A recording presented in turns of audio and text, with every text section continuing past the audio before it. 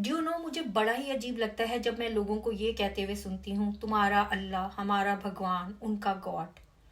I am sure आप में से भी बहुत सारे लोगों को ये बात अजीब लगती होगी। कभी हमने सोचा कि जब हमारे इतने सारे अलग अलग खुदा होते तो हमारे खून का रंग एक जैसा क्यों होता, हमारी जीने की ज़रूरियात एक जैसी क्यों होती, हमारे दुनिया में आने और दुनिया के से जाने का तरीका एक जैसा क्यों होता। हमने अपने आप को दुनिया में फिरकों में, कास्ट के अंदर, रिलीजियस के अंदर बांट लिया। कोई अपर क्लास, कोई लोअर क्लास। कभी अपर क्लास वालों ने सोचा है कि उनकी बॉडी से जो खून निकलता है वो क्या सोने का पानी निकलता है, या फिर जो उनकी बॉडी सिक्रेशंस होती हैं क्या उसमें हीरे मोती झड़ते हैं? नहीं ना।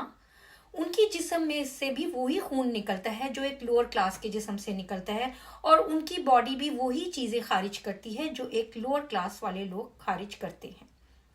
तो फिर इतने डिफरेंसेस क्यों बना लिए हम लोगों ने?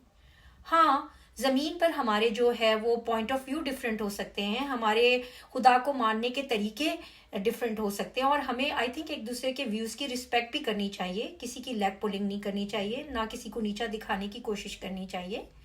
लेकिन ये बात भी माननी चाहिए कि इंसान हम सारे बराबर ही हैं।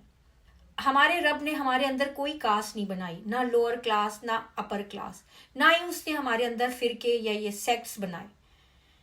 तो फिर हम लोगों ने अपने आप को इतना क्यों बांट लिया?